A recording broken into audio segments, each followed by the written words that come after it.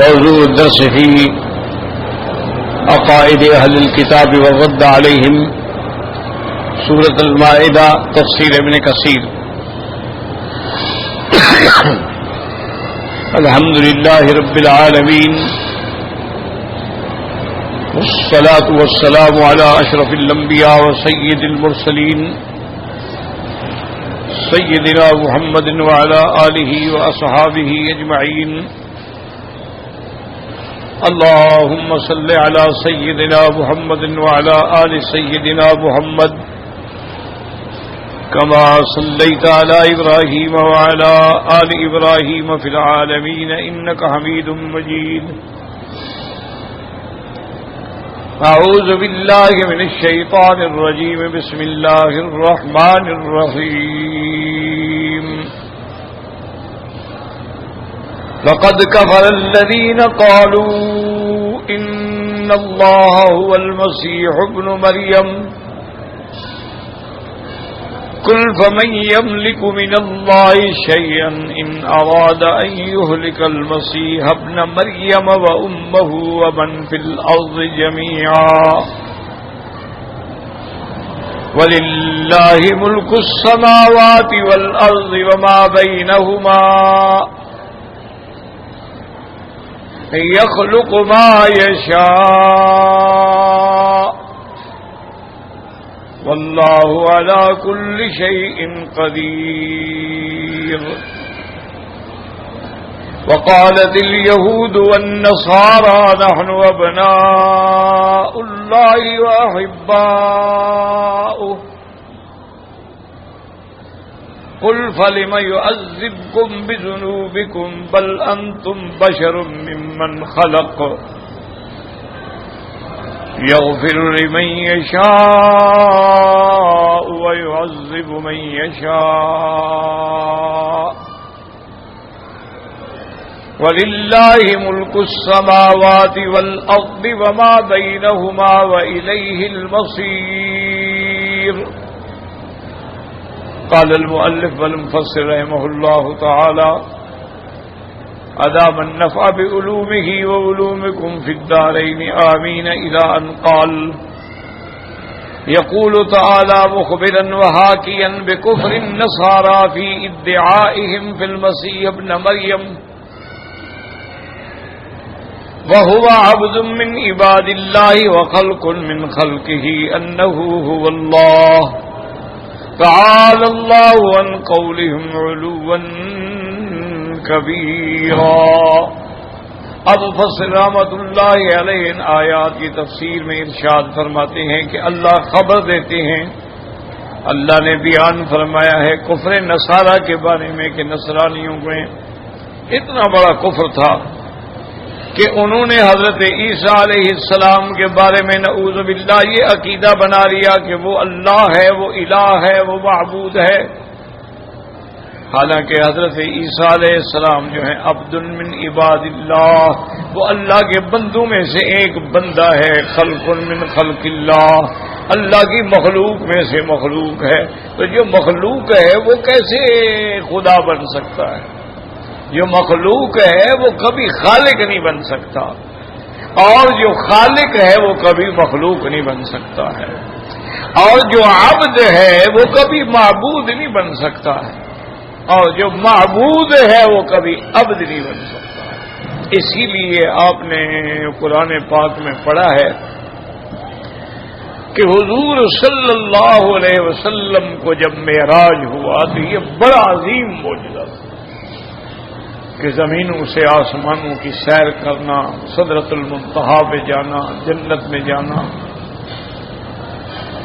تو وہاں بھی اللہ نے یہی لفظ قرآن میں ذکر فرمایا کہ سبحان الذی اسری بعبدہ، تاکہ کسی کو شک نہ پڑے اس معجزے کو دیکھ کر کبھی حضور کو خدا بناتا ہے. نہیں، میرا مدنی محمد مصطفیٰ میرا بندہ ہے، میرا عبد ہے. اور اتنے مراتب عالیہ پہ جانے کے بعد جب وحی ہوتی ہے تو یہ نہیں فرمایا اوحا الی رسول، فرمایا اوحا الی عبدہ، اللہ نے وحی کی اپنے عبد کی طرف.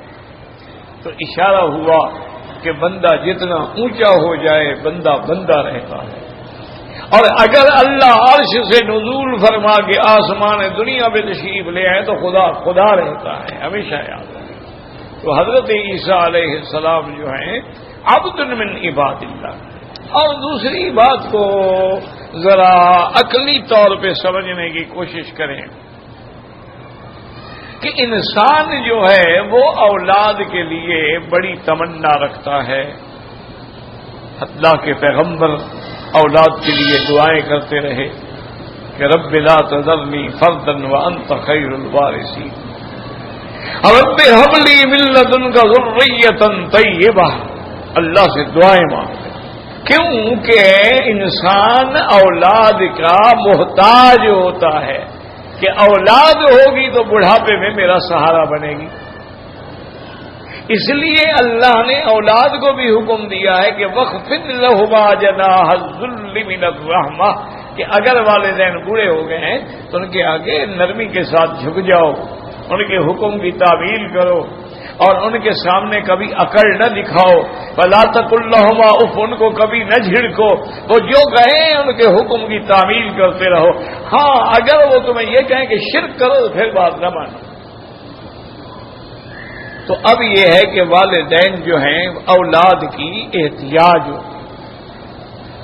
اچھا یہ بچہ ہے اس کو بھی والدین کی ضرورت ہوتی ہے کہ کون اس کو پالے گا، کون دودھ پلائے گا، کون تربیت کرے گا، کون اس کو سنبھالے گا، کون اس کی حفاظت کرے گا، کون اس کو پڑھائے گا، کون اس کی تربیت کرے گا، کون پھر اس کی ساری ذمہ داریاں، تو وہ دونوں ایک دوسرے کے محتاج ہوتے ہیں۔ تو اللہ تبارک و تعالیٰ کی بھی اگر اولاد ہو تو نعوذ باللہ اللہ اولاد کا محتاج ہے، اور جو محتاج ہو وہ خدا نہیں ہو سکتا، اور جو خدا ہوگا وہ کبھی محتاج نہیں ہوگا۔ اچھا آدمی کہتا ہے کہ بھئی میری اولاد، کہتے ہیں اپنی اولاد تو اپنی ہوتی ہے نا، تو جب ساری مخلوق اس کے بندے ہیں، اس کی مخلوق ہے، اس کے مملوک ہے، تو اس کو اولاد کی کیا ضرورت ہے؟ یعنی اگر بفرض محال اولاد مان بھی لو پھر بھی تو اس کی محتاج ہے، مخلوق ہے، پھر اس کو کیا ضرورت پڑ گئی ہے کہ وہ اولاد رکھے؟ متخذ صاحبۃ ولا ولدا، اللہ تبارک و تعالی نے نہ کبھی بیوی بنائی اور نہ کبھی اولاد پیدا کی، بلکہ اس کی شان یہی ہے کہ لم یلد ولم یولد، نہ جینا گیا ہے نہ اس کو کسی نے جینا ہے اور نہ اس نے کسی کو جینا ہے۔ وہ واحد ہے، وہ احد ہے، وہ فرد ہے، وہ صمد ہے، وحدہ لا شریک لہ، وہ ایسی ذات ہے کہ الذی لا مثل لہ ولا مثال لہ ولا شبیہ لہ ولا کفو لہ ولا ضد لہ ولا ند لہ۔ تو اس لیے صاف عقیدہ رکھیں کہ حضرت عیسیٰ بڑے شان والا پیغمبر ہے، اللہ نے اس کو بغیر باپ کے پیدا فرمایا ہے، اور اللہ نے جبریل بھیج کے نفخ جبریل کے ذریعے سے آتے حضرت عیسیٰ علیہ السلام کو پیدا فرمایا، لیکن عبد من عباد اللہ، وہ اللہ کا بندہ ہے، وہ اللہ کی مخلوق ہے، وہ اللہ کی مملوک۔ تمام انبیاء جو ہیں وہ اللہ کے بندے ہیں، اللہ کی مخلوق ہیں، تمام اولیاء جو ہے وہ اللہ کے بندے ہیں، اللہ کی مخلوق ہیں۔ اس لیے مفسر رحمۃ اللہ علیہ فرماتے ہیں وَهُوَ عَبْدٌ مِّن عِبَادِ اللَّهِ، عیسیٰ علیہ السلام بندے ہیں بندوں میں سے، وَخَلْقٌ مِّن خَلْقِهِ، اور مخلوق ہیں اللہ کی مخلوق میں سے۔ ان کے بارے میں یہ کہنا کہ وہ خدا ہے، تعالی اللہ، بلند ہے اللہ کی ذات ان کے کہنے سے۔ ثم قال مخبرا عن قدرته على الاشياء وكونها تحت قهره وسلطانه، اس کے بعد اللہ تبارک و تعالیٰ نے قرآن میں بتایا کہ ہر چیز جو ہے وہ میری قدرت کے تابع ہے، ہر چیز جو ہے اللہ تبارک و تعالیٰ کے قبضے میں ہے، وہ جو چاہیں جیسا چاہیں اس کے اندر تصرف فرمائیں۔ قل فمن يملك من الله شيئا ان اراد ان يهلك المسيح ابن مريم ومن في الارض جميعا اي لو اراد ذلك فمن ذا الذي كان يمنعه منه ومن ذا الذي يقدر على صرفه عن ذلك۔ اب اللہ نے فرمایا کہ اگر اللہ تبارک و تعالی چاہے کہ حضرت عیسیٰ علیہ السلام اور ان کی والدہ اور جو مخلوق دنیا کے اندر ہے سب کو ہلاک کر دیں، کون روکنے والا ہے؟ اے لو اراد ذلك، یعنی اگر اللہ ارادہ کرے، اگر اللہ ارادہ کر لیں تو پھر ان کے ارادے کو کوئی روکنے والا نہیں ہوتا. اس لیے میرے مدنی سرکار رحمت دو عالم صلی اللہ علیہ وسلم ہمیشہ دعا فرماتے تھے کہ اللہم لا مانع لما اعطیت ولا معطی لما منعت ولا راد لما قضیت ولا ينفع ذا الجد منک الجد. یا اللہ کوئی روک نہیں سکتا جس کو تو دینا چاہے اور کوئی دے نہیں سکتا جس کو تو روکنا چاہے. اور جب تو قضا و قدر کا فیصلہ کر دے تو تیری قضا کو کوئی روکنے والا نہیں. ولا ينفع ذا الجد منک الجد. اور کسی کو اپنی محنت کسی کو اپنی خاندانیت نفع نہیں پہنچا سکتی جب تک اللہ تبارک و تعالی راضی نہ ہو اور انعام نہ فرمائے.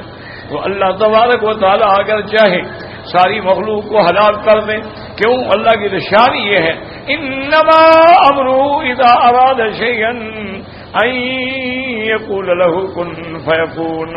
جب اللہ کسی چیز کا ارادہ فرماتے ہیں ہو گیا بس ہو گیا. فسبحان الذی بیدہ ملکوت کل شیء والیہ ترجعون. اور اللہ تعالیٰ کی ذات بلند ہے اور سب نے پھر اللہ کی طرف رجوع کرنا ہے اور اللہ کی دربار میں جا کے حساب دینا ہے. تو اگر اللہ تبارک و تعالیٰ حضرت عیسیٰ علیہ السلام کو بھی ہلاک کرنا چاہے ان کی، لیکن پہلی آیت میں تو ان کا رد تھا نا جنہوں نے عیسیٰ کو خدا کہا. اب اس آیت میں اس کا بھی رد ہو گیا کہ جو عیسیٰ علیہ السلام کی والدہ بیوی مریم کو اللہ کی بیوی کہتے ہیں ان کا بھی رد ہو گیا. تو اللہ پاک فرماتے ہیں کہ اگر اللہ چاہے عیسیٰ علیہ السلام یا ان کی والدہ یا جو زمین میں ہے سب کو ہلاک کر دے. بات سنیں، یہ آیت جو ہے نا اس کو سمجھیں. جب یہ آیت اتری ہے تو عیسیٰ علیہ السلام کی ماں تو فوت ہو چکی تھی، پھر ہلاک کرنے کا کیا معنی؟ بات کو سمجھیں کہ بھی اللہ فرماتے ہیں اللہ چاہے تو عیسیٰ ابن مریم اور اس کی اماں کو ہلاک کر دے. ان کی ماں تو پہلے فوت ہو چکی ہے. جب یہ آیت قرآن نازل ہوئی ہے تو عیسیٰ علیہ السلام کی ماں کو فوت ہوئے تو سینکڑوں سال گزر گئے، پھر ہلاک کرنے کا کیا مطلب؟ تو اس لیے یاد رکھیں کہ مقصد تو عیسیٰ علیہ السلام کے بارے میں رد تھا. اسی ضمن میں اللہ نے اس کی والدہ کا بھی ذکر فرما دیا، ورنہ اس کی والدہ تو پہلے فوت ہو چکی ہے. عیسیٰ علیہ السلام آسمانوں میں زندہ موجود ہیں، لیکن اگر اللہ ان کو بھی ہلاک کرنا چاہے تو کون روک سکتا ہے؟ مقصد تو یہ بتانا تھا، لیکن ماں کا ذکر بھی تقریباً اور اشارتاً آ گیا، ورنہ ان کی والدہ تو فوت ہو چکی تھی. اور جو فوت ہو چکا اس کو پھر دوبارہ ہلاک کرنے کا کیا معنی ہے؟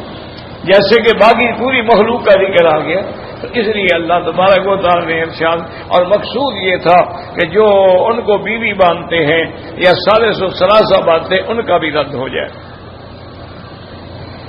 وَلِلَّهِ مُلْكُ السَّمَاوَاتِ وَالْأَرْضِ وَمَا بَيْنَهُمَا يَخْلُقُ مَا يَشَاءُ. اے جمیع الموجودات ملکہ و خلقہ، جو کچھ آسمانوں میں ہے زمینوں میں ہے سب اللہ کا ملک ہے، سب اللہ کی مخلوقات ہے. وَهُوَ الْقَادِرُ عَلَىٰ مَن يَشَاءُ. اسی کی ذات ہر چیز پہ قادر ہے. لا يسأل عما يفعل بقدرته وسلطانه وعدله وعظمته. اور اللہ جو چاہیں کریں، اللہ سے کوئی پوچھنے والا نہیں ہے. وہ جو بھی کریں گے وہ عدل ہوگا اور جو بھی کریں گے وہ حق ہوگا. اللہ اپنی قدرت سے اپنے غلبے سے جو چاہیں کسی کو اونچا کریں، کسی کو نیچا کریں، کسی کو ہلاک کریں، کسی کو برباد کریں. وَهَذَا رَدٌّ عَلَى النَّصَارَىٰ عَلَيْهِمْ لَعَائِنُ اللَّهِ الْمُتَّابِعَةِ إِلَىٰ يَوْمِ الْقِيَامَةِ. یہ آیتیں جو ہیں یہودیوں پر نصرانیوں پر رد ہیں. اللہ تبارک و تعالیٰ کی ان پر قیامت تک لعنت ہو.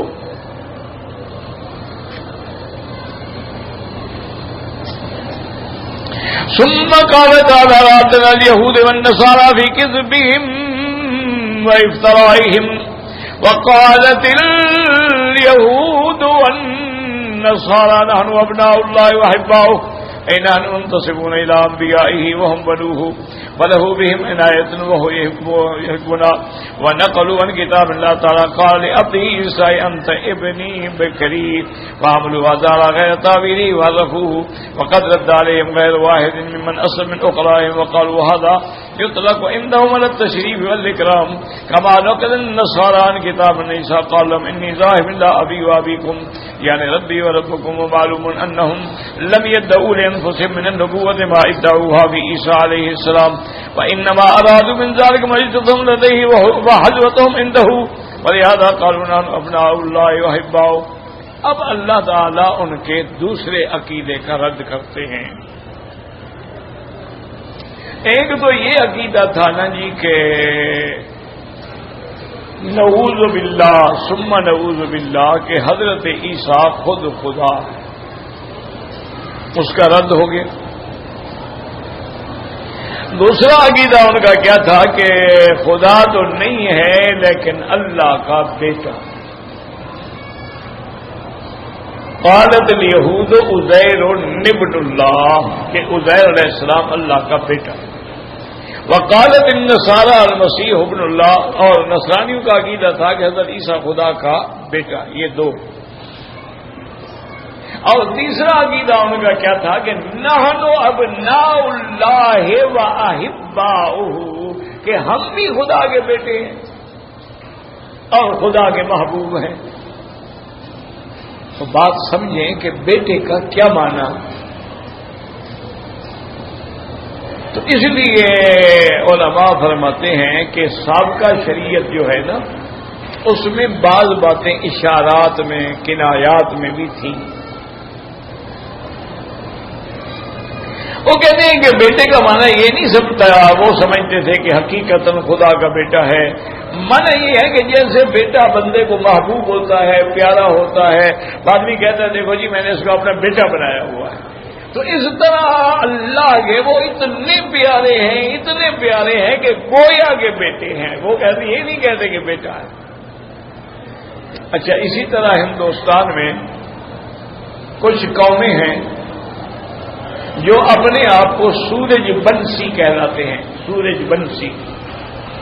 اور اسی طرح ان کی ایک قسم ہے جو راجپوت کہلاتے ہیں، یہ بھی ان کی شاخ ہے. ان کا بھی یہ عقیدہ ہے کہ ہم چاند تاروں کی اولاد ہیں، اس لیے وہ اپنے آپ کو سورج بنسی کہلاتے ہیں کہ ہم. تو اب چاند تارے کی تو کوئی اولاد ہو نہیں سکتی.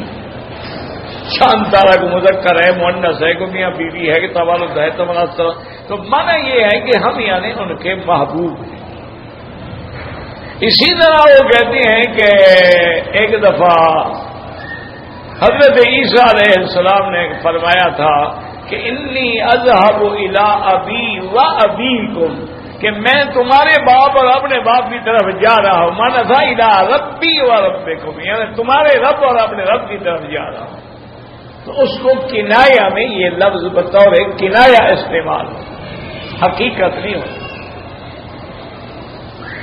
جیسے مثلا حضرت ابراہیم علیہ السلام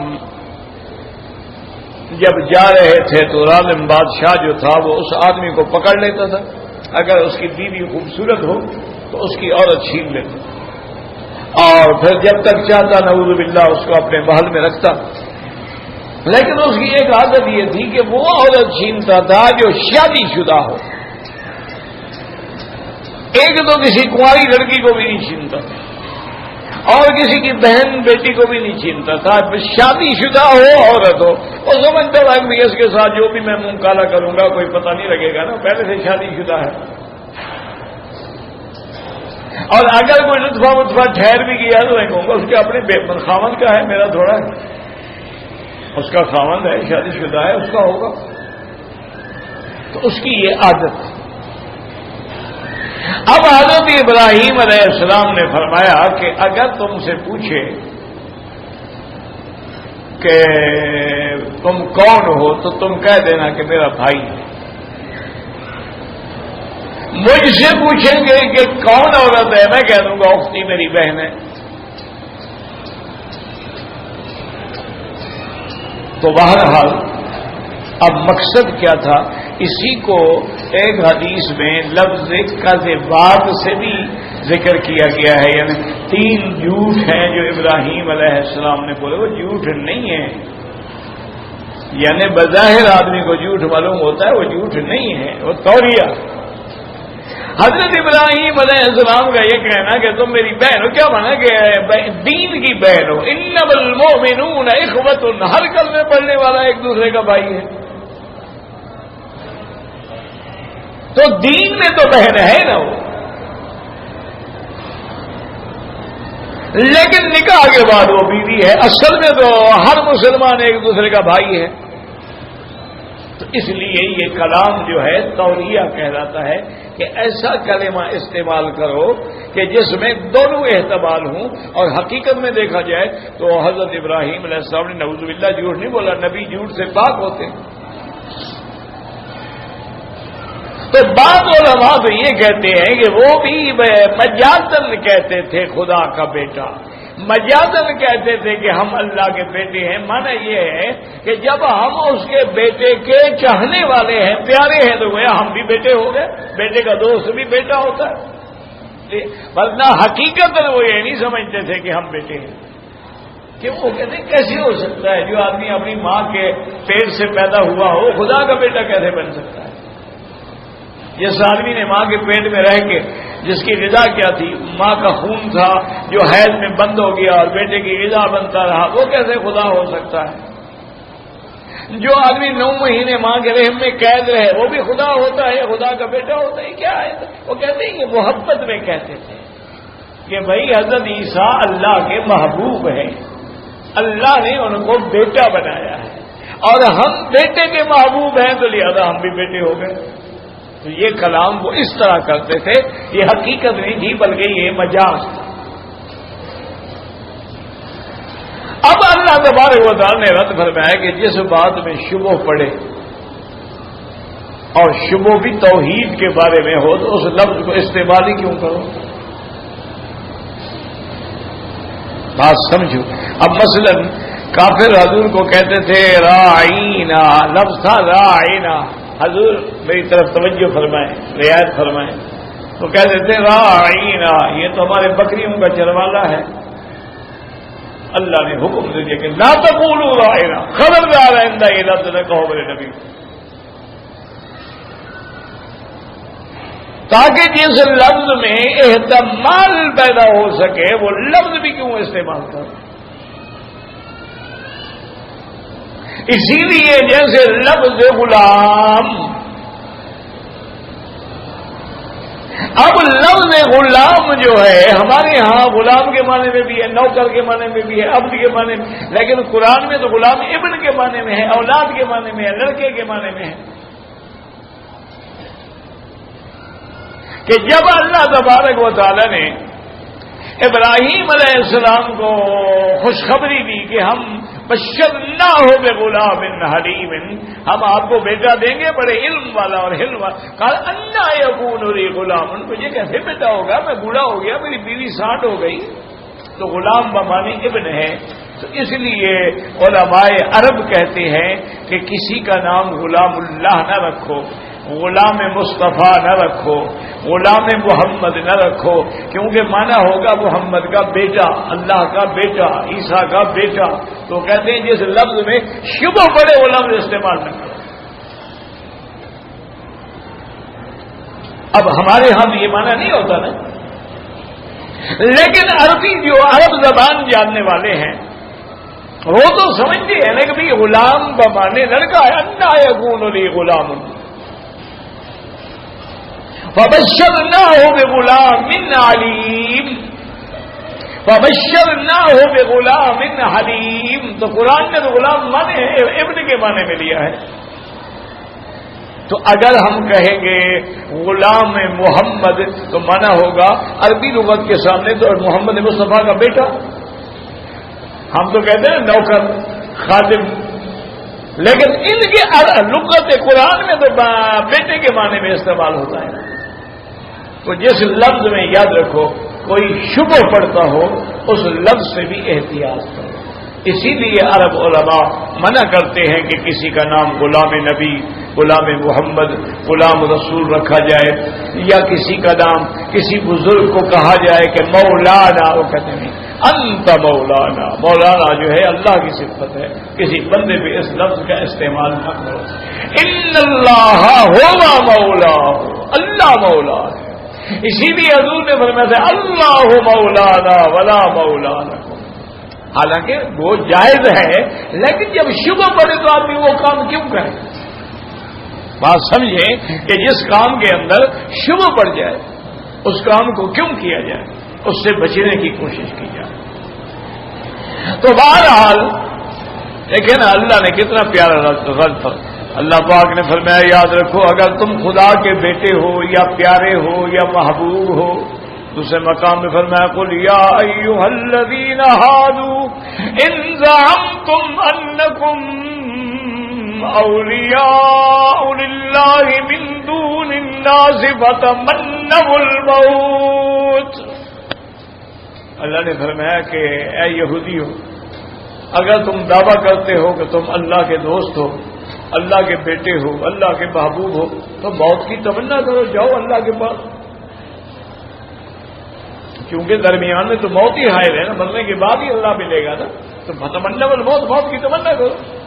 خدا نے فرمایا بھلے یا تمنا ہو، کبھی تمنا نہیں کرے۔ تو معلوم ہوا کہ یہ خدا کے محبوب نہیں ہیں، اگر محبوب ہوتے تو تمنا نہ کرتے، محبوب ہوتے تو فوراً اللہ کا نکاح اختیار کرتے، جیسے کہ حدیث میں حضور نے فرمایا عائشہ عبد خیرا، حضور نے فرمایا عائشہ ایک اللہ کا بندہ ہے جس کو اللہ نے اختیار دے دیا ہے کہ دنیا میں رہنا چاہو تو تمہاری زندگی بڑھا دیتے ہیں، اور اگر اللہ کے پاس آنا چاہو تو پھر تمہاری وفات کا وقت آ جائے گا، قریب آ گیا ہے۔ بی بی عائشہ فرماتی ہیں حضور نے تو فرمایا تھا نا عبد، ایک بندہ ہے، میں سمجھ گئی کہ مراد حضور محمد مصطفیٰ، اور کون ایسا بندہ ہو سکتا ہے جس کو اللہ اختیار دے کہ مرنا چاہو تو موت قبول کرو، نہیں تو زندہ رہو۔ تو حضور پاک کی خدمت میں بی بی عائشہ نے عرض کیا کہ اس بندے نے پھر کیا پسند کیا؟ حضور نے فرمایا لقاء اللہ، اللہ کا لقاء پسند کیا کہ زندہ رہنے کے بعد بھی تو موت ہے، تو پھر ابھی کیوں نہ جائے اللہ کے پاس؟ تو جب آدمی اللہ کا محبوب ہے اس کو کیا ڈر ہے؟ وہ تو موت کی تمنا میں ہوتے ہیں، جیسے کہ مرزا مظہر جان جانا رحمت اللہ علیہ کے مرنے کا وقت آیا تو سارا خاندان اور آپ کے غلام اور ساتھی اور وہی رونے لگے۔ میں نے کہا اللہ کے بندے کیوں رو رہے ہو؟ کون کہتا ہے کہ مظہر مر گیا؟ مظہر تو اصل میں اپنے گھر گیا، کیوں رو رہے ہو؟ بلا دار الآخرت ہے، میں تو اپنے گھر جا رہا ہوں، تمہیں کیا رونے کی تکلیف ہو گئی ہے؟ تم کیوں رو رہے ہو بیوقوفو؟ میں اس دنیا فانی سے اصلی گھر کی طرف لوٹ رہا ہوں، میں مخلوق سے خالق کی طرف لوٹ رہا ہوں، تو رونے کی کیا بات؟ تو اس لیے جو اللہ کے بندے ہوتے ہیں ان کو تو موت کے وقت میں بھی ایک خوشی ہوتی ہے کہ ان الذین قالوا ربنا اللہ ثم استقاموا تتنزل علیہم الملائکہ الا تخافوا ولا تحزنوا وابشروا بالجنۃ التي كنتم توعدون۔ فرشتے سامنے کھڑے ہوتے ہیں، مبارک دے رہے ہوتے ہیں، اللہ کی مبارک ہو تمہیں، ہم تمہارے لیے تیار کھڑے ہیں، جنت کے دروازے کھلے ہوئے ہیں اور تمہارے لیے سارے انتظامات ہو گئے ہیں۔ اور اس کی روح کو جب لے کے جاتے ہیں زمین سے لے کر آسمانوں تک فرشتے کہتے ہیں مرحبن مرحبن مرحبن، ہم اس کو مرحبا کہتے ہیں جو اللہ کا محبوب بندہ تھا کہ آج اس کی روح جو ہے وہ آسمانوں کی طرف آ رہی ہے۔ تو اللہ نے فرمایا تم بھی اگر اللہ کے بندے ہو، اللہ کے بیٹے ہو، اللہ کے محبوب ہو تو پھر تم موت کی طرف۔ اور دوسرا فرمایا کہ اللہ اگر تم اللہ کے محبوب، پھر اللہ تمہیں عذاب کیوں دیتے ہیں؟ فَلِمَ يُعَذِّبُكُمْ، پھر تم پہ عذاب کیوں آتا ہے؟ اپنے بیٹوں کو بھی کوئی عذاب دیتا ہے؟ فَلِمَ يُعَذِّبُكُمْ بِذُنُوبِكُمْ، تم کو تمہارے گناہوں پہ خدا عذاب کیوں دیتے؟ اچھا ایک سوال یہاں بھی پیدا ہوتا ہے، بات کہتے ہیں دیکھو جی باپ اپنے بیٹے کو مارتا تو ہے سکھانے کے لیے، ادب سکھانے کے لیے، تعلیم دینے کے لیے، سکول نہیں جاتا ہے تو مارتا ہے، پڑھتا نہیں ہے تو مارتا ہے، نماز نہیں پڑھتا تو مارتا ہے، شاید اسی لیے عذاب دیتے ہوں۔ تو اللہ پاک نے فرمایا بدبختو، یہ ادب سکھانا تو دنیا میں تھا نا، پھر آخرت میں تو عذاب نہیں ملتا نا، ان کو تو آخرت میں عذاب دیا جائے گا۔ ادب سکھا رہا ہے، نماز سکھا رہا ہے تو دنیا کی بات ہے، آخرت میں تو کوئی تعریف نہیں ہوتی، آخرت میں تو جزا ہوتی ہے۔ اور تم خود کہتے ہو کہ لن تمسنا النار الا ایاما معدودا، کہ ہم کو جہنم کی آگ تو ملے گی لیکن بس چند دن کے لیے، جتنے دن ہمارے بڑوں نے وہ بچڑے کی پوجا کی تھی اتنے دن، اس کے علاوہ نہیں ملے گی۔ تو پھر تمہیں کیوں عذاب ہوگا اگر تم خدا کے بیٹے ہو؟ اس لیے اس آیت مبارکہ میں اس چیز کا رد کیا جو مفسر رحمت اللہ علیہ نے بیان فرمایا ہے کہ وقالت الیہود والنصارى نحن ابناء اللہ واحباؤہ، اینان منتسبون الی انبیائہ کہ ہم کیونکہ ان کے انبیاء کی طرف نسبت کی جاتی ہے اور وہ اللہ کے بیٹے ہیں. بلہ بہم عنایت اللہ کا ان کے ساتھ خاص تعلق ہے. وہو یحبنا اور ہمیں جب پیغمبر محبوب رکھتے ہیں تو گویا اللہ محبوب رکھتے ہیں. ونقلوا عن کتابہم اپنی کتابوں میں نے یہ بھی لکھا کہ اللہ تبارک و تعالی نے اپنے عبد اسرائیل کو فرمایا تھا انت ابنی تم میرے بیٹے ہو. فَعَمَلُوا عَلَى غَيْرِ تَأْوِيلِهِ وَحَذَفُوا اسی کو انہوں نے بدل ڈالا. وَقَدْ رَدَّ عَلَيْهِمْ غَيْرُ وَاحِدٍ مِّمَّنْ أَسْلَمَ مِنْ عُقَلَائِهِمْ اگر اللہ پاک نے ان میں سے جو عقل والے تھے علم والے تھے انہوں نے ان کے اس قول کو خود رد کیا ہے. قالوا هذا يترك من التشریف والإکرام کہ کسی کو یہ کلمہ کہنا جو ہے اس کی عزت اور کرامت پہ دلالت کرتا ہے. اس کا معنی یہ نہیں ہوتا نعوذ باللہ کہ وہ خدا کا بیٹا ہے. کما نقل النصارى عن کتابہم اب جیسے کہ نصرانیوں نے اپنی کتابوں میں نقل کیا ہے ان عیسیٰ قال لهم حضرت عیسیٰ علیہ السلام نے ان سے کہا تھا انی ذاہب الی ابی وابیکم یعنی ربی وربکم ومعلوم انہم لم يدعوا لانفسهم من البنوۃ ما ادعوا فی عیسیٰ علیہ السلام وانما ارادوا من ذلك معزتهم لديه وحظوة عنده ولهذا قالوا کہتا ہے کہ انہوں نے یہ مانا نہیں کہ ہم بیٹے ہیں بلکہ مانا یہ تھا کہ ہم بڑے پیارے ہیں بڑے محبوب ہیں. اس لیے انہوں نے کہا نحن ابناء اللہ واحباؤ. قال تعالی ردا لهم فليعذبكم بذنوبكم اي لو كنتم كما تدعون ابناءه واحباؤه فلما عذبكم نار جهنم على كفركم وكذبكم وافترائكم. اگر تم باقی اللہ کے محبوب ہو اللہ کے پیارے ہو اللہ کی اولاد ہو تو پھر اللہ تبارک و تعالی نے تمہارے لیے جہنم کیوں تیار کر رکھی ہے. وقت قال بعض شیوخ صوفیت بعض الفقهاء اين تجد في القران ان الحبيب لا يعذب حبيبه فلم يرد عليه فطلع عليه صوفي هذا قال فلم يعذبكم بذنوبكم وهذا الذي قاله حسن. اب فرماتے ہیں کہ بعض صوفیاء نے بعض فقہا سے یہ بھی پوچھا ہے کہ قرآن پاک میں کون سی آیت ہے کہ جس کے اندر یہ لکھا ہو کہ حبیب جو ہے وہ اپنے حبیب کو عذاب نہیں دیتے ہیں. انہوں نے جواب نہ دیا لیکن اس اللہ کے ولی نے فرمایا کہ ہاں یہ آیت موجود ہے. قل فلم يعذبكم بذنوبكم اگر تم اللہ کے معبود ہو تو پھر اللہ تمہیں عذاب کیوں دیں گے. وهذا الذي قاله حسن ولو شاهد في المسند امام احمد حيث قال حدثنا ابن ابي عدي حميد اصل قال مر النبي في نفر من اصحابه وصبي في الطريق ولما رأت أمه القوم خشيت راولدها أن يؤتى فأقبلت تسعى وتقول ابني وسعد فأخذته فقال القوم يا رسول الله ما كانت هذه قال لها في النار قال فهبط ابن قال لا والله ما القاه في النار. اس کے بعد فرماتے ہیں کہ حدیث میں آتا ہے کہ حضور پاک گزر رہے تھے صحابہ بھی آپ کے ساتھ تھے تو ایک بچہ کنارے پہ تھا تو اس کی ماں دوڑی ابنی میرا بیٹا. وہ ڈر گئی کہ کہیں بچہ جماعت کے پاؤں میں نہ گھس جائے. دوڑی اور اسے جا کے اپنے بچے کو اٹھا لیا تو صحابہ نے کہا یا رسول اللہ کیا یہ ماں اپنے بچے کو آگ میں ڈالے گی؟ آپ نے فرمایا نہیں ڈالے گی لیکن اللہ اس سے بھی زیادہ مہربان ہے وہ بھی اپنے بندوں کو آگ میں نہیں ڈالیں گے. ہم تو آگ میں خود جانا چاہتے ہیں اللہ تو ہمیں بچانا چاہتے ہیں ورنہ 1,24,000 پیغمبر کیوں بھیجے؟ اللہ نے اتنی کتابیں کیوں نازل فرمائیں؟ اللہ نے قرآن کیوں بھیجا ہے کہ ہم جہنم سے بچ جائیں. بل انتم بشر ممن خلق بنی آدم.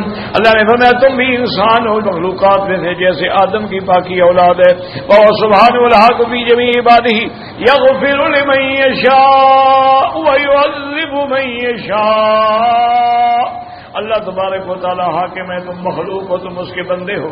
اب اللہ کی مرضی ہے جس کو چاہے معاف کر دے اور جس کو چاہے عذاب میں ڈالے. هو فعال لما يريد وہ جو چاہے کرے.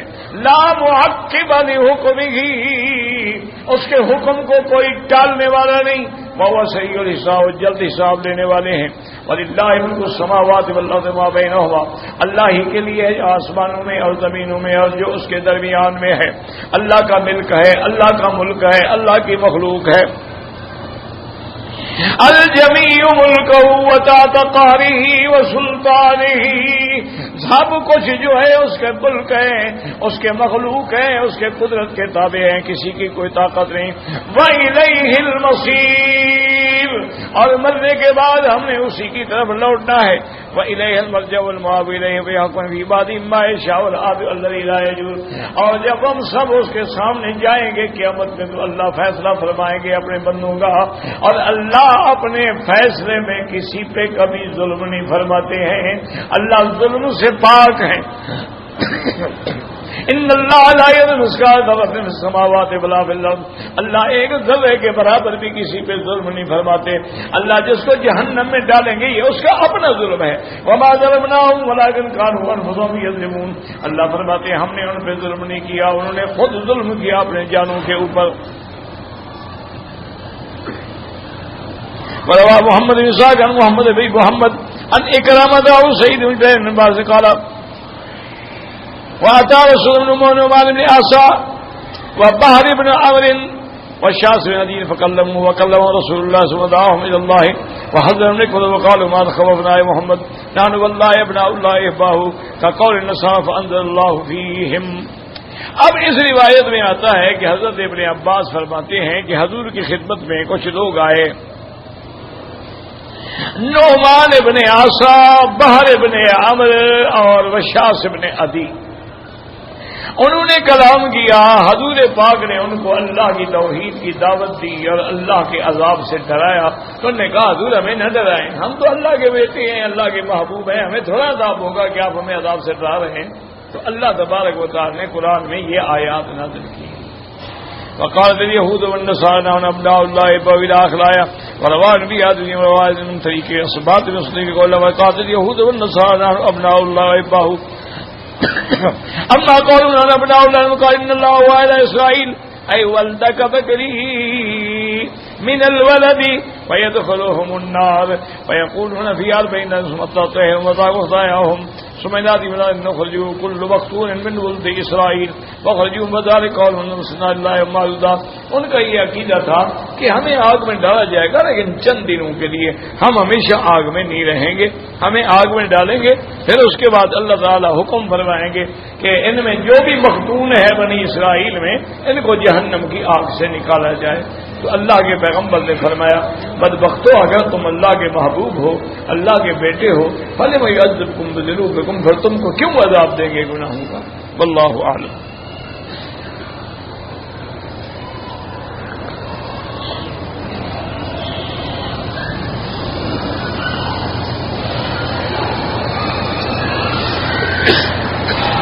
کہتے جی کہ میرے والد فوت ہو گئے، اللہ مغفرت فرمائے، اللہم اغفر وارحمہ وتجاوز عنہ۔ دعا کریں کہ جتنے لوگ بھی فوت ہو چکے ہیں اللہ سب کی قبروں کو نور سے بھر دے، اللہ ان کی مغفرت کر دے، اور اللہ ان کو قبروں کو جنت کا ٹکڑا بنا دے۔ اللہم اغفرہم وارحمہم وتجاوز عنہم۔ اللہم اغفر لجمیع المسلمین والمسلمات والمؤمنین والمؤمنات الاحیاء منہم والاموات۔ جیسے میں نے عرض کیا تھا نا کہ بزرگوں نے لکھا ہے کہ 4 کلمے ہیں بڑے آسان ہیں۔ انہوں نے کہا جو بندہ ہر نماز کے بعد 10 دفعہ یہ دعا کیا کرے اللہ اس کو اپنے اولیاء میں شمار فرما لے۔ اللہم ارحم امت محمد صلی اللہ علیہ وسلم، ایک اللہم اغفر امت محمد صلی اللہ علیہ وسلم، اللہم استر امت محمد صلی اللہ علیہ وسلم، اللہم اجبر امت محمد صلی اللہ علیہ وسلم۔ یہ 4 کلمے ہیں، یعنی یاد ہو جائے تو 1 منٹ بھی نہیں لگتا۔ جب آپ بار بار پڑھیں گے نا زبان پہ چڑھ جائیں گے، 1 منٹ اللہم محمد صلی اللہ محمد صلی اللہ مستر اللہ مجبور کتنے دیر لگے؟ تو 10 دفعہ اگر ہر نماز کے بعد حضور کی پوری امت کے لیے دعا مانگے گا تو اس لیے دیکھیں کہ تمہارے ماں باپ دادا پر دادا وہ بھی تو آ جائیں گے امت محمد مصطفیٰ میں، لیکن اس کا لکھا کہ انجام یہ ہوتا ہے کہ اللہ اس کو اپنے اولیاء میں شامل فرما دے۔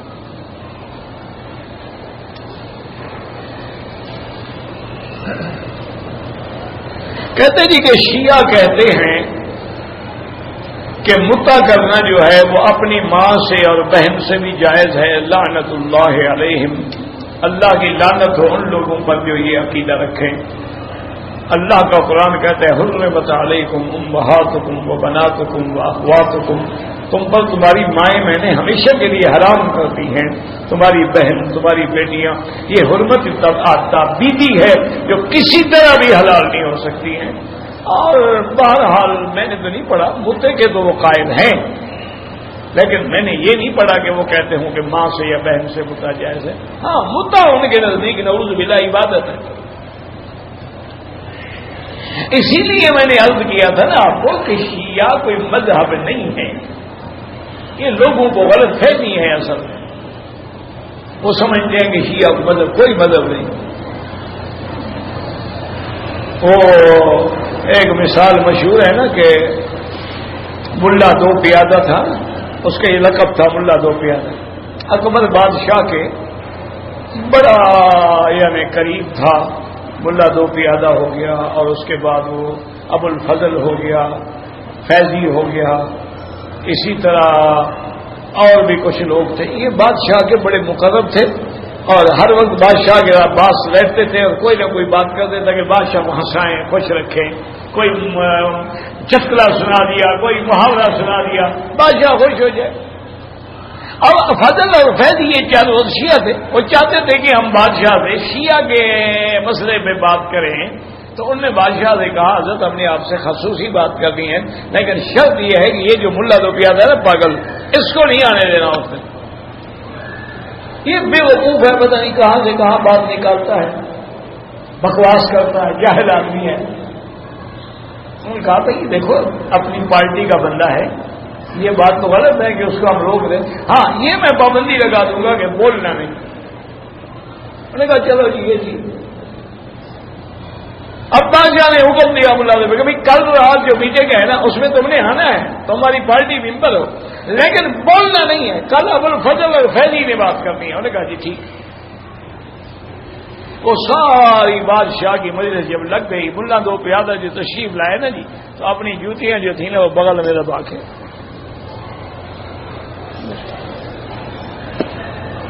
اب آدمی ویسے عجیب لگتا ہے نا، بادشاہ کی مجلس ہو، ایک آدمی جوتے لے کے بیٹھا ہو، تو آخر بادشاہ سے صبر نہ ہوا، انہوں نے کہا بدبخت یہ کیا ہے تم نے کیوں؟ انہوں نے کہا حضور کے زمانے میں شیعہ جوتیاں چوری کرتے تھے، اور آج آپ کے پاس شیعہ آئے ہوئے ہیں تو میں نے ڈر کے اپنی جوتی اپنی بغل میں رکھی ہوئی ہے، میں نے کوئی بات تو نہیں کی۔ وہ فائزی غصے میں آیا، کہنے لگا بدبخت حضور کے زمانے میں شیعہ کہاں تھے؟ انہوں نے کہا یار میں جاہل آدمی ہوں، شاید پھر ابو بکر کا زمانہ ہوتا۔ انہوں نے کہا بدبخت ابو بکر کے زمانے میں کہاں تھے؟ انہوں نے کہا یار میں جاہل ان پڑھ آدمی ہوں، میں تو ملا دو پیادہ ہوں نا، میں تو پیادہ چلنے والا ہوں، تو میں کوئی سوار تو ہوں نہیں۔ انہوں نے کہا پھر عمر کا زمانہ، عمر کے زمانے میں کہاں تھے؟ تو اس نے کہا بدبخت میں تم کہاں سے نکلے ہو؟ نہ حضور کے زمانے میں تھے نہ ابو بکر کے زمانے میں، نہ وہ کب پیدا ہوئے تم؟ بادشاہ ہنس پڑا، ان کی وجہ سے غلط تھی۔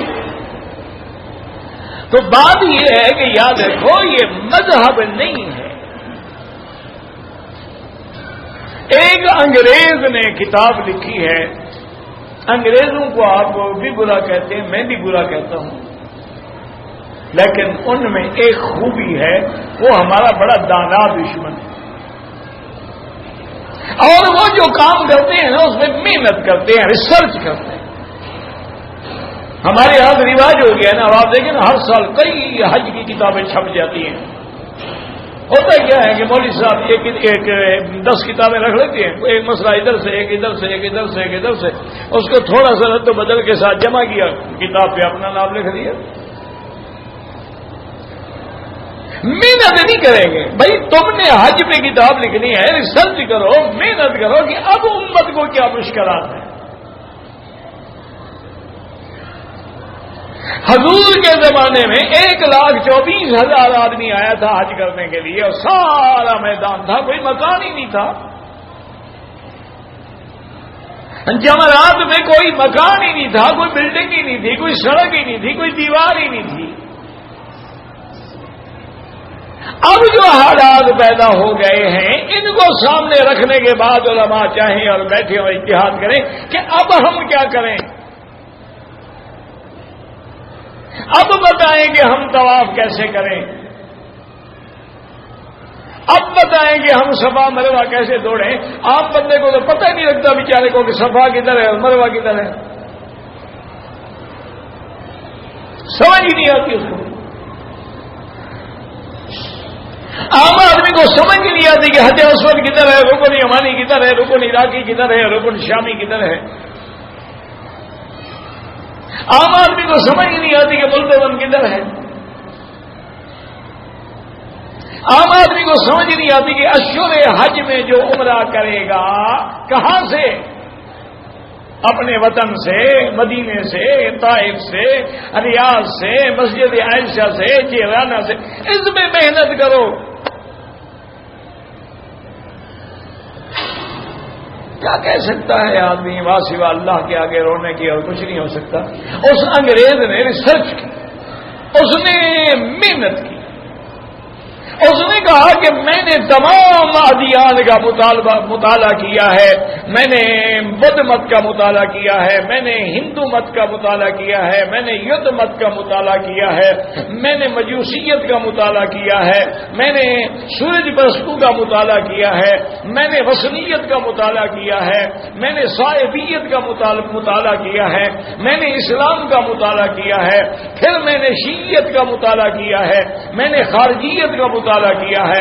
اس نے کہا میں اس نتیجے پہ پہنچا ہوں کہ شیعہ کوئی مذہب نہیں ہے بلکہ دین عربی کے خلاف ایک عجمی سازش کا نام شیعہ۔ یہ تو اجمیوں کی سازش ہے دین عربی کو نقصان پہنچانے کے لیے، کوئی مذہب نہیں ہے۔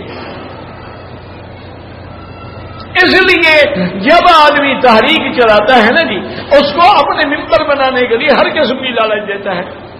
اس لیے انہوں نے متے کا دروازہ بھی کھول دیا کہ بابا متا کر لو۔ صرف یہ نہیں کہ متا جائز ہے بلکہ انہوں نے کہا متا کرنے سے تمہارے درجے بلند ہوں گے، 3 دفعہ کرو گے حضرت حسین کے درجے کو پہنچ جاؤ گے۔ انا للہ و انا الیہ راجعون۔ تو یاد رکھو یہ مذہب نہیں ہے۔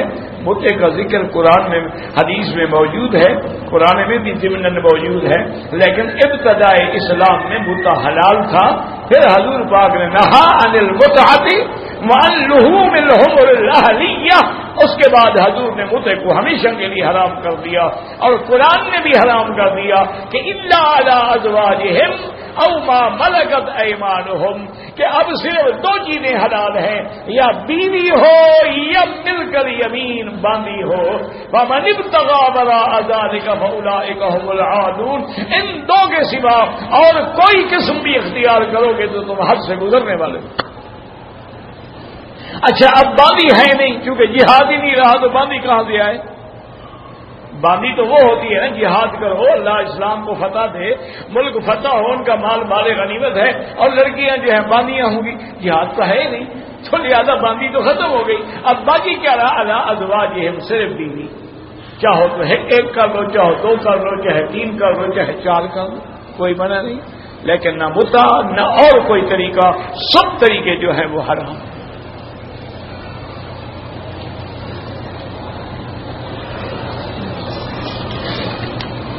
اب ایک بات یاد رکھیں ویسے بھی کہ ایک عورت نے 10 آدمیوں سے متا کرایا، بچہ پیدا ہو گیا، بچہ باپ کس کا؟ اس کا باپ کون ہوگا؟ کیا خیال ہے؟ اسی لیے آپ دیکھیں نا جی، طوائفوں کے پاس باپ کا کوئی پتہ نہیں۔ اچھا اسی طرح آج کل انگریزوں میں بھی لڑکیوں لڑکوں کے ساتھ ماں کا نام لکھتے ہیں، کیونکہ باپ کا تو پتہ ہی نہیں ہے، وہ پتہ نہیں اس کے کتنے فرینڈ تھے، اس لیے آگے ماں کا نام لکھا جاتا ہے۔ باپ کا پتہ ہی نہیں تو کیسے لکھے؟ تو متے میں بھی باپ کا کیسے پتہ لگے گا؟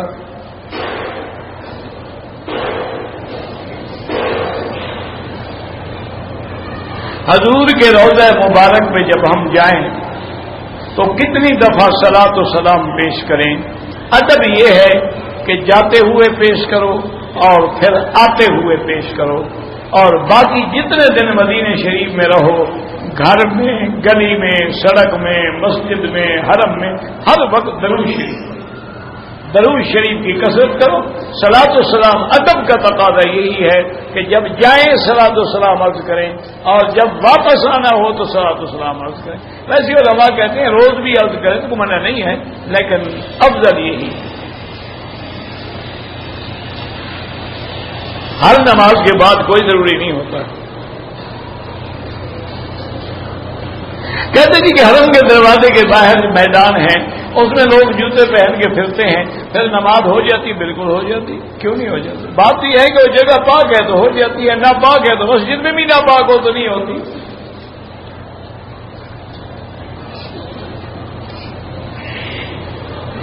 جس شیخ نے گزرا ہوا جمعہ پڑھایا تھا، شاید میرے خیال میں شیخ اسامہ تھے، اسامہ خیاط، اللہ عالم، کیونکہ میں نے وہ جمعہ مسجد میں پڑھا تھا۔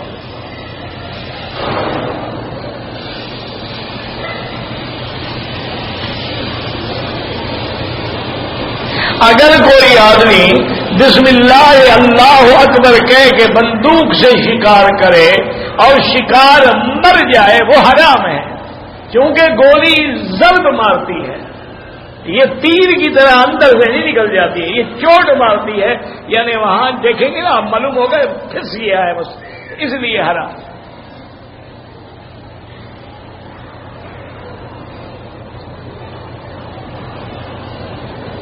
اگر حاملہ لڑکی کو طلاق ہو جائے، ویسے یاد رکھو حمل کی حالت میں طلاق دینا ناجائز ہے، گناہ ہے، لیکن ہو جائے گی۔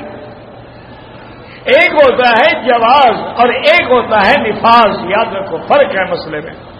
نافذ تو ہو جائے گی لیکن ہے ناجائز، گناہ گار ہے۔ اگر حیض میں طلاق دے گناہ گار ہے لیکن نافذ ہو جائے گی۔ اب اس کی عدت کیا ہے؟ جب بچہ پیدا ہو جائے اس کی عدت پوری ہو گئی۔ ان یضعن حملہن، مگر حمل کے بعد عدت پوری ہو گئی۔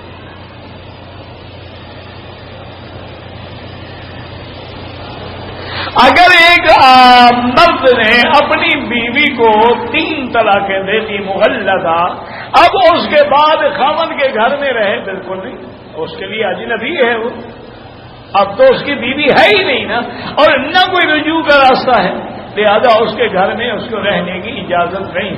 ہاں اگر الگ کمرہ ہے، اولاد ہے، اس میں وہ اجازت دے دیتا ہے کہ اپنی اولاد کے ساتھ رہو، وہ ٹھیک ہے، لیکن خاوند کے گھر میں رہنا، آنا جانا، ملنا جلنا، یہ نہ جائے۔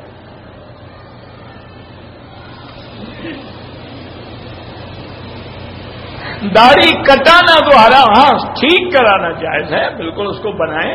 حضور کی داڑھی کے مبارک کے بارے میں صحابہ کہتے ایسے گول تھی جیسے چاند کی گولائی ہوتی۔ اس سے فقہاء نے استدلال کیا ہے کہ حضور پاک یعنی اس کو ٹھیک کرتے تھے، تبھی تو اس کی گولائی مبارک رہتی تھی۔ تو بہرحال ٹھیک کرانا منع نہیں ہے، کٹانا منع ہے، اور ایک مشت سے اگر زیادہ ہو تو اس کو تو کٹانے کی بھی فقہاء نے اجازت دی ہے، لیکن بعض علماء ظاہر حدیث پر عمل کرتے ہوئے لمبی داڑھی رکھتے ہیں، اللہ ان کو بھی جزائے خیر دے۔ ربنا تقبل منا انك انت السميع العليم وتب علينا انك انت التواب الرحيم اللهم فرج هم المهمومين نفس كرب المكروبين واقض الدين عن المدينين واشفنا واشف مرضانا ومرضى المسلمين واشفنا واشف مرضانا ومرضى المسلمين واشفنا واشف مرضانا ومرضى المسلمين اللهم اصلح اولادنا واولاد المسلمين اللهم اجعلنا واجعلهم هداة مهتدين اللهم اجعلنا واجعلهم من عبادك الصالحين الناجحين الراشدين الفائزين برحمتك يا ارحم الراحمين اللهم اصلح احوالنا واحوال المسلمين اللهم اصلح امورنا وامور المسلمين اللهم اصلح قلوبنا وقلوب المسلمين اللهم اصلح نياتنا ونيات المسلمين اللهم اصلح ذرياتنا وذريات المسلمين اللهم انصر الاسلام والمسلمين اللهم احفظ سائر بلاد المسلمين هذا البلد الامين واجعلها امنا مطمئنا سخاء رخاء الى يوم الدين برحمتك يا ارحم الراحمين يا ارحم الراحمين لا تردنا عن بابك کا خائبین، یا اللہ بیماروں کو شفا عطا فرما، یا اللہ ہماری ظاہری باطنی روحانی جسمانی بیماریاں پریشانیاں دور فرما، یا اللہ بے حیاؤں کو حیا عطا فرما، بے دینوں کو دین عطا فرما، بے اولادوں کو اولاد عطا فرما، قرض داروں کے قرض عطا فرما، جن کا رزق تنگ ہے ان کے رزق میں برکتیں عطا فرما، یا اللہ ہمیں مانگنا بھی نہیں آتا بغیر مانگے عطا فرما، یا الہ العالمین اپنے خزانے غیب سے رزق عطا فرما، یا اللہ کسی کا محتاج نہ فرما، یا من خزائن رزقہ فی قول کن امن فإن الخیر عندک اجمع، وصلی اللہ تعالی علی خیر خلقہ سیدنا محمد وعلى آلہ واصحابہ اجمعین، اللہم صل علی سیدنا محمد وعلى آل سیدنا محمد وبارک